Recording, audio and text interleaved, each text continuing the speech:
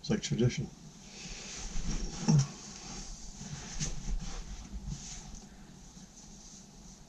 Is your hat straight today? I don't know. Is my hat straight?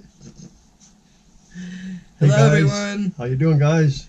So yesterday we were sitting here and he's like, I don't have anything, because he's always been in charge of, you know, what subject we talk about. And he's like, I've got nothing on the list today. And I said, I got a couple of things. So I came out and I started my list, and I went back and said, you know what?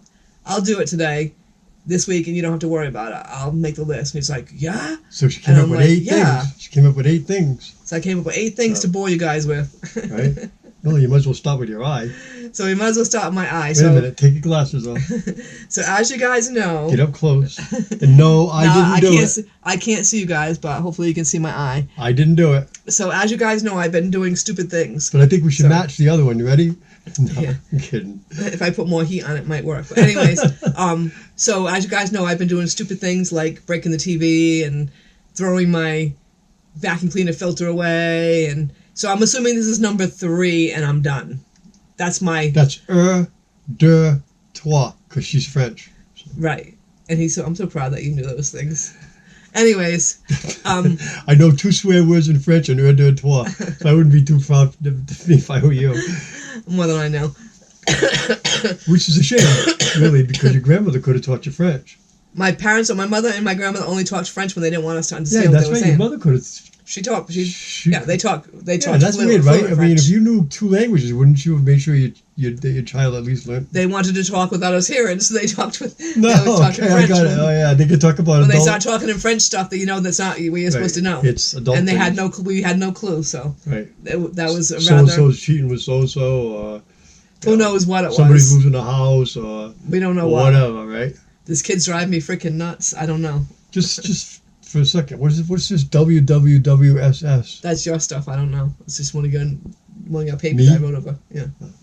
Anyways, so on to my 3 screw-ups. So number 3 screw-up is, so I have an issue with my oil glands in my eyes. I guess another wonderful thing about getting old is they tend to dry, and they can, affect your sight. And my eyes are definitely getting worse as I get older. But anyways, so the doctor told me to put hot compresses on them. So I found these things at Walmart. They're just called, they're heat pads for your eyes, basically. It's kind of like those icy hot things. It doesn't get icy and hot, but it's just I've never heard of, guys, but yeah. But it's just a little mask. It's like a little eye mask, what basically. Is it for people who have tired eyes? It's for tired eyes, for dry eyes. Okay. Right, for this kind of situation. Yeah. So anyways, I bought them, and they work nice. But, they just kind of sit on the outside of your eye, so they're not getting to my eyelids. So, of course, me being the little anal that I am, I put my fingers there to make sure that spot's getting warm. And so I've been doing them every now and then. I'll do when I go to bed. And so the other night I did them, and I fell asleep with my fingers up against my eyes, and therefore, why I have a black eye. So I saw the eye doctor yesterday. I thought he was going to look at me like I was a kook. I thought that somebody was going to say, "Did your husband do that to you?" I really did, because, I mean, it looks like somebody might. First thing he said to me was, "What did you do to your eye?" I'm like, "I don't know what's wrong with my eye. I didn't even notice it." But anyway, so the doctor said, "I said, well, do you know why I did that?" He goes, "I guess you gave yourself a bruise." That's all he said. You think it's a bruise? I guess I pushed too hard and with the heat. You were holding on like that. Well, I was putting pressure on him. So. Jeez. But anyway, so there's my 3rd screw up. So I'm hoping that's it for the year. I'm done. My 3, and I'm done for the year. Yeah, so... My 3 screw-ups. So I went out and did a video on the outside of the house, and Sue promises soon to do a video on the inside of the house, right? At some point. I'm trying to get things, I've been from one sickness to the next sickness, so once I get over all my crap... One thing after another, guys. I'm trying to... For 3 years? It's been one thing after another, one way or the other. Not all serious stuff either, but just... Now her latest is... Go ahead, tell them. My trigger finger. Yeah, the trigger finger. She just got this one got this side operated on recently. Well, first she got a cortisone shot, and then it got operated on. Right. So we assume she's going to have to go cortisone shot route here and probably operated on. But we don't want to talk about that. But anyways. Yeah. So, so yes, I will do an inside video once I get things neat into the way I like them. So, and my next subject. And she's anal, so you might be waiting a long time, guys. Anal, and I don't like to clean anymore after being a cleaner lady for 30 years. I don't like doing it anymore. I won't work on my own car. I just sent my car to have front bearings put in, which I might have been able to do, but I'm not laying under there like my neighbor did and whack and whack and whack and whack and whack and whack and whack all day Saturday and have my shoulder hurt for 6 weeks. So I'm just like her. She don't like cleaning. I don't like turning wrenches. Right. I would rather dig 10 holes at work than turn 1 9/16 wrench. Anyway, but the difference is you can pay a mechanic, but I could not pay a cleaning lady. That's the difference. I'd have to clean the house first before the cleaning lady came. So therefore, she does the same thing in the hotel room. When we leave, she gives it the once over. It's cleaner up there and over there and over there than it was when we walked in, because that's the way she is. But yeah. But anyways, so on our last video, I was talking about my crazy. Let's just throw away the filter to my vacuum like a dope. And Jamie, Devil Dog's keeper. Also, we like to call her grandma to the puppies because she is the breeder and lover and taking care of her. Takes care of them for the first 6-8 weeks. And she takes care of a devil dog. Right. So anyways, devil dog, she ought to be able to handle her. So she said, oh, maybe you can find one on Amazon. And I'm like, no, already tried that. Not going to be there. Back order till September, by the way. So they're all back order till September. I can't get a filter till then. So we're not going to get a floor. No vacuuming done until then, unless I get my other one out. But anyways, I have to float around the house now. I'm not supposed to walk on the rug, right? I don't blame her, but I make the other morning, my shoes, when I mow the lawn, there's usually stuff on my shoes, and she had it upside down. Make sure you clean the shoes, and I wouldn't even have thought about it, man. I would have put them on. Right, he would have put them on and walked around the house. And there's no vacuum cleaner to pick it up. So. Right, so I did. Yeah, I do have to keep my eye on him all the time. But anyways, but not this eye. This eye. That's why that eye's bad, because she was keeping it on me so much. That's why. Just kidding. But anyway, so I told Jamie that I needed a keeper. I'm like, would you want the job? Devil Dog's keeper, so she ought to be able to keep up with me. But anyways, yeah, she didn't think that. She thought that was funny. So that's my humor for the day, is getting Jamie, Devil Dog's keeper, to be my keeper, because I do need a keeper. Somebody needs to keep me in line. So, yeah, right. So me and my sister drove all the way to Stafford on a day that there wasn't supposed to be any rain at all. Because I'm not going to the rain. I'm not spending 90 miles if there's going to be any chance of rain. No chance of rain. No chance of rain. No chance of rain. Okay. So we get in it. We get about half an hour from the track. It starts to rain. It rained for an hour and a half. Not supposed to rain. They got over that. They dried the track off. They did one feature. They did a bunch of heats, and we got fogged out. Believe it or not. I mean, not very usual, right? It's very unusual. It's happened once to us at New Smyrna Speedway, remember? We couldn't even see the cars going by us. And all of a sudden, you couldn't read the billboards on the back stretch. And they were in the middle of a feature. They stopped the cars. The pit area is in the center of the infield, so everybody sat and waited, and we waited, and we waited. And the fog cleared. They gave the feature another green, and there was a caution, and they messed around on the caution, and it came in so thick again that it was like, yeah, so they had to cancel the show. So, that's part of being a race fan. You got to fight the weather. It's like being a farmer. You never, ever know. But I was worried about driving home 90 miles in that thick fog. But Stafford is in like this big Connecticut, like a big valley. And once we climbed out of that valley, we never saw another stitch of fog, So. I'm pretty excited. I get to go to Stafford this week. That used to be our stomping ground. We went every Friday night for many years, and it's just a great place to race. It is the most best place to watch stock car racing in the world. I haven't gotten to go yet because either I've been sick or, I have to have somebody watch the babies, because we leave like 2 o'clock in the afternoon, and the babies get fed at 4, and then, they have to go out and all that kind of fun stuff. So my son Ronnie's going to come over. Thank you, Ron. He's going to come over and take care of the babies for me on Friday, so I can go to the races. So you have a choice. I'm looking forward to it. You have a choice. We could eat at the Psychedelic Elephant. Psychedelic Elephant, for sure. We could eat at, there's a nice, which me and Sandy keep driving by it and forgetting about it. Last week we swore we were going to keep track of it. There's a Mexican food truck that's been there on the side of the road in Smithfield. I'd rather do the Elephant. Or Stafford House of Pizza. Elephant. Okay. I don't know why he calls it Psychedelic Elephant. I call it Psychedelic Elephant. It's actually, the name of the restaurant is Gentleman Farmer. That's right. But back in the day, they had, and I remember it now, they had a a plywood cutout of an elephant, okay? And the elephant was painted all like circus colors, like all different colors. And the trunk went out like this, and at the top of the trunk was a sign that said Gentleman Farmer Restaurant. So I have nicknames for everything. Started calling it the psychedelic elephant. Well, here it is now, 25 years later, and it's still there, but the elephant sign's not there. So I'm telling my sister, I used to call this the psychedelic elephant, and she's like, what? And I'm like, yeah, and I couldn't for the life of me figure out why. But now, when you get older, if you think about stuff long enough, it tends to come back to you, and that's what the deal is. It actually had a little elephant carved out of plywood, multiple colors, with the sign Gentleman Farmer. It's still named Gentleman Farmer, but they don't make a Yankee pot roast.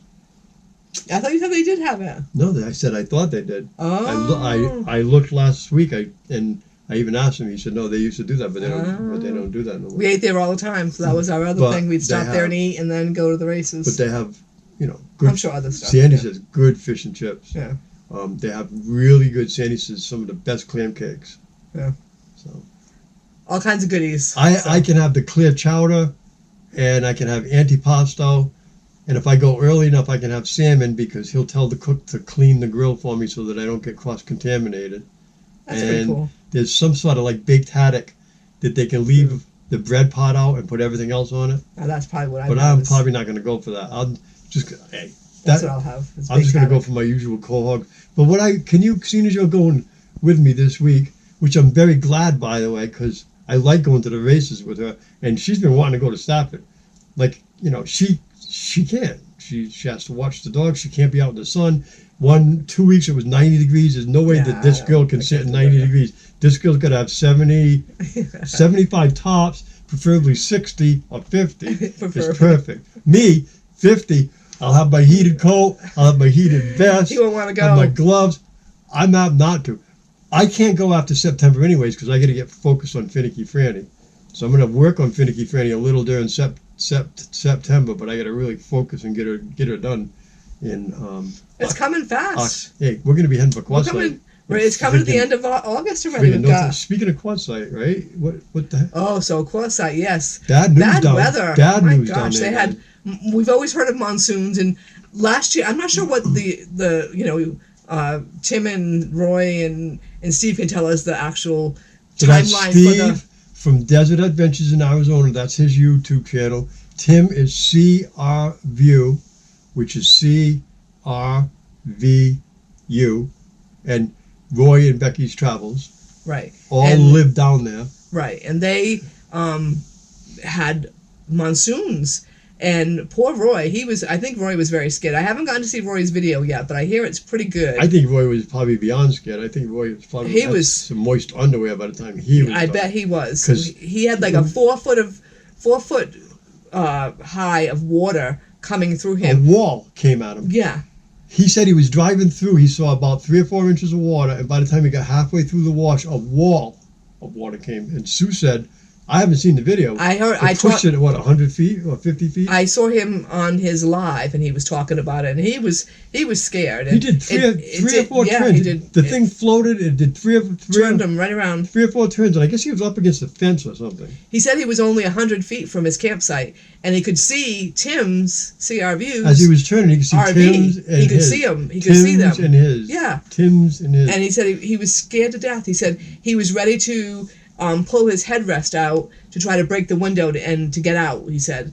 And he actually went and ordered the hammers, so if you get and stuck the knife to cut the seatbelt because he was that scared. It was freaky. And Becky even put something on Facebook saying, how thank you dear God. And even Roy said that. He said, I'm not a very religious person. He said, I definitely believe. He said, but I'm telling you that there was a higher power there that when I put that car in reverse, that made that car go backwards. He said it was a higher power. I can believe it. For all, absolutely, he said, that is what got me out of that. He said he was scared stiff. He said it was crazy. And Tim put up a video, which you saw Tim's video. All 3 of those folks that we mentioned had put up videos about the monsoon. Check them all out. Tim's is cool. He showed, we've been there. So we're looking at, cement walls, literally, cement walls that used to be there that are now, gone. Cars were, a quarter of a mile down down, which is where Roy would have ended up if he didn't get out of it. But Tim from CRView went around and took all kinds of video too, and it was like horrible destruction. But his video made a very popular YouTube channel called Blind Views. So yeah, he didn't give him credit. He didn't give him credit, and he didn't. Shame on you. He just used, some of his footage out of his windshield, like 60 seconds of it. But he could have put CRView down the bottom. Should have put CRView. But But good job, Tim. Yeah, and thanks for showing it. Thanks for showing his. If Blind Views have to be watching, thanks for showing it. But give him a little bit of CRView. He's a good guy. Yeah. He's a good guy. But yeah, that was pretty scary for them. We were there it was our first year, so it was 2 years ago. We were at Ironwood. No. And I'm not sure if that was... No, it was 2 years ago, but it was the second, when we had all that rain. Right, it was our second, 2 years ago. Because it was the one where they turned into a party across the street. Right. 2 years ago. 2 years ago. We were at the Ironwood meetup, and the year before we had gone, we weren't full-time yet, but was our first time, and we went out there, and when we were leaving, because he was supposed to be back to work at the beginning of February, and here we are, February 8th, and we kind of... And I'm still in Arizona. Yeah, so we had to go. But everybody was hanging around, and they all hung around for another week. So this year, we're like, okay, let's plan it. We'll stay later, because everybody will stay around. And everybody's leaving. We're like, why is everybody leaving? Why is everybody leaving? They were like, it was like a mass exodus. Everybody's going. We're like, okay, I guess we're going to be by ourselves. And then the rains came in. Yeah. And we saw why everybody was leaving, because it wasn't very easy to get out of there. It wasn't like as bad as the monsoons could be, because the monsoons come hard and heavy and fast. This was a long, steady rain that lasted for probably about 3 days, because it rained and rained and rained. And the problem with the desert, the mud. The problem with the desert is it's clay and rock, right? So it takes time to seep in, but it will seep in slow, and it'll seep in about that far down, while down here is bone dry still, right? But your tires now are sinking in this far. So Gracie from Gracie and Jock's Adventures, which is another YouTube channel, she was trying to get out, and she was right to her chassis, I swear. And she was going back and forth and trying. She made it. And so I was watching her, and I didn't realize that Brian was from Wonelli was in his camper crossing. He was watching too.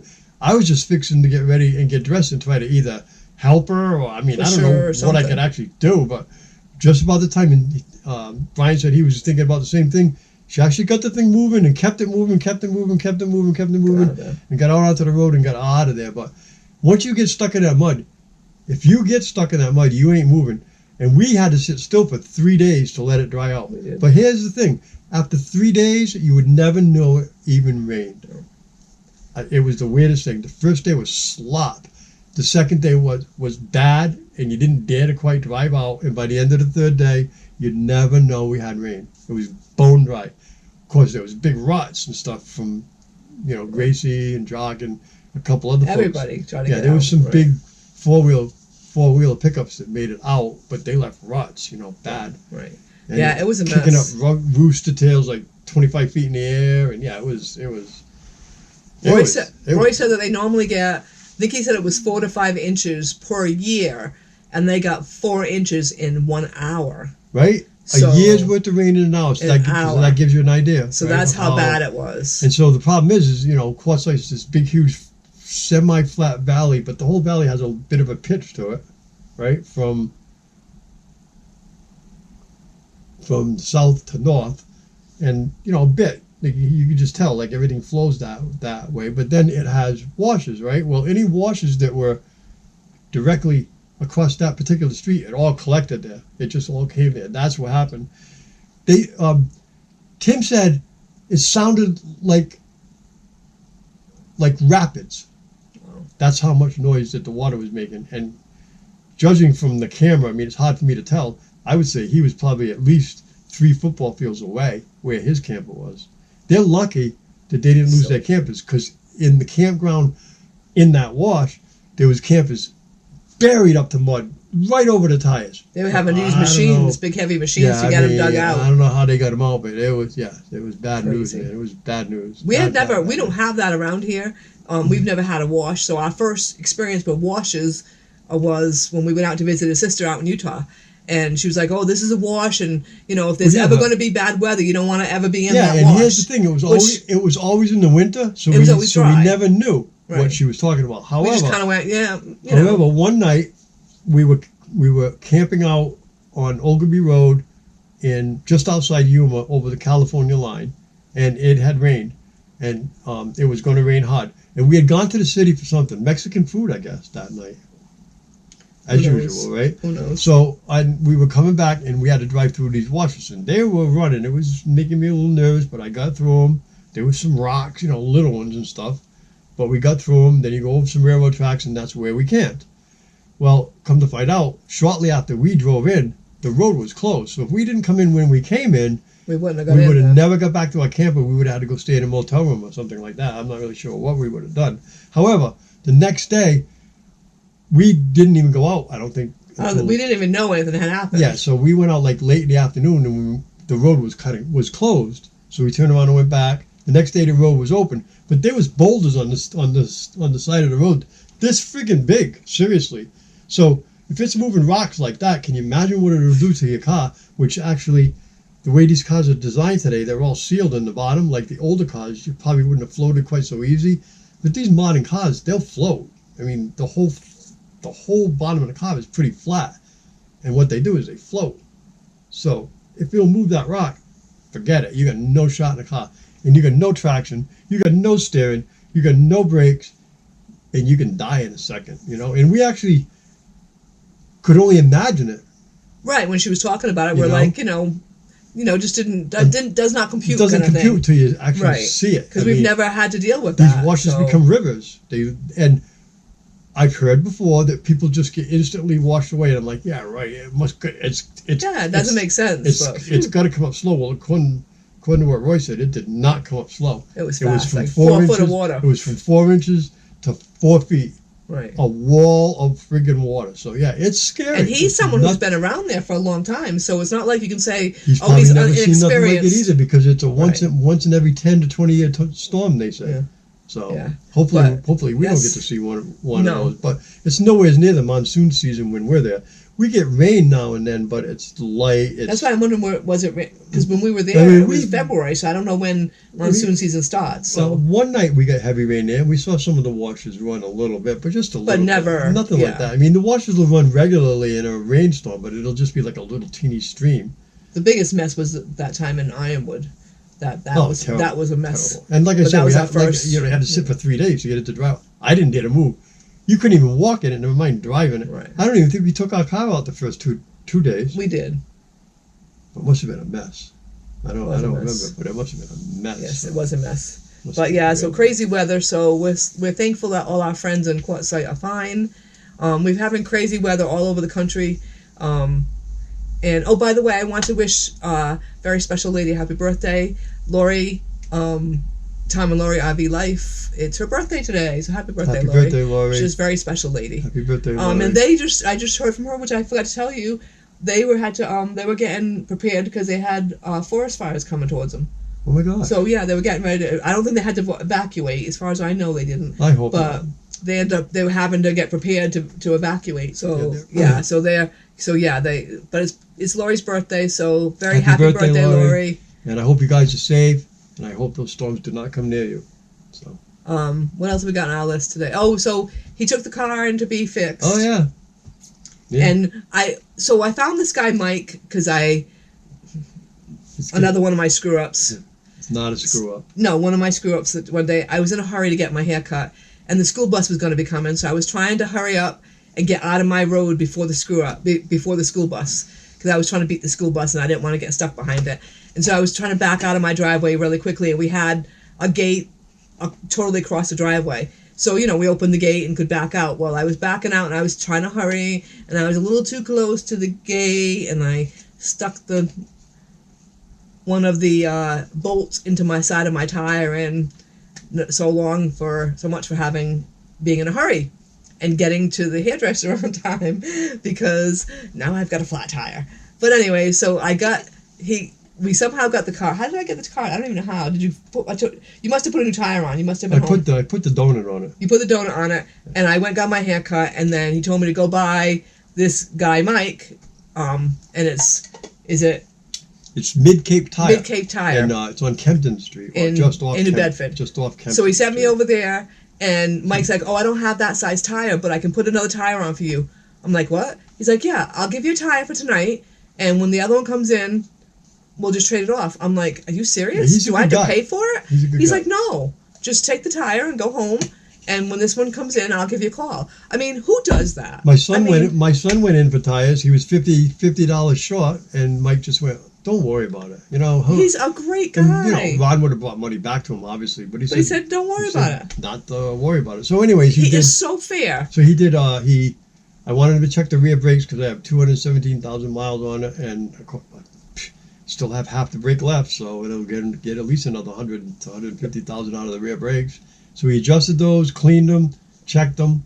He did new front wheel bearings, new CV shafts, a new ABS sensor, and the new the other hub bearings, brand new hubs, the whole 9 yards installed. Took the tires off, balanced them, rotated them, put it back on, and it was only 180 or 100 or 200, a little over 200 for labor. No, it was 500. I looked at it the other day. For labor? Yeah. Because he put 2 next to it, so. Oh, okay. But anyway. So it was 538 for labor total. 538 for labor, and it was $1,000 for parts. Right. And he did it right. The car's wonderful. He says it's like a whole new car. Everything I've ever had him do, I trust him. He's a great guy. And he's done it right, and I've never had to take anything back. Once he gave me some different tires than what I really wanted, but it was because they were discontinued, and I never got a phone call. He just put on what he thought was comparable. Well, that bothered me. They were good tires. They just were noisy. It bothered me a little bit, but they were noisy tires. Anyways, but they were good tires. I lived through it. But anyways, he's a good guy. He's just a good guy. He did a wonderful job. He's a good guy. He's caring. I have a 2009 Corolla that's brand new right now. I mean, it's sweet. I can fly down the back roads going to and from Stafford. And hopefully she won't have anything to say about it this week. We'll see. Sandy's been going with him, and Sandy hasn't complained. But let's see if I do. Sandy doesn't say nothing, but I mean, I know all these roads good, and there's really no cars, and they're all paved, and they are just a blast. They got bank turns, I can downshift going downhill and stuff, but it's So, anyways, we're going to Stafford again this week, right? And I just can't wait. So, anyways, guys, I think that's it. It's 30 minutes. We're gonna let you go. It's 28 minutes. Already? Well, yeah. Time goes by fast, and I still got. Actually, you got a couple minutes. So. I still got 2 things on my list, guys. Well, good. We'll start next week with a couple things on the list. All right. So I don't want to go too late here, guys. So thanks so much for joining us as always. We appreciate it. And hopefully it was nice for you not to have to make a list this week. It was, and I don't know why they watch us. I don't know why you all watch us. But we thank you guys for doing so. Thank you that you do, and we want to say hi to Steve and Tim and all Roy, our regulars, and Lori and Tom and Stormy and Ron and all the other regulars. And everyone else that watches us. And everyone else who watches us that doesn't leave comments. That we don't know. If you watch, please leave a comment, guys. Just say hi. My curiosity wants to know who's watching. Just plain old say hi. That's all you gotta do. Hi. Boom. Done. Anyways, thanks, guys. Thanks, guys, so much. Give us a thumbs up on the way out. Thank you. Have a great week. Bye. God bless.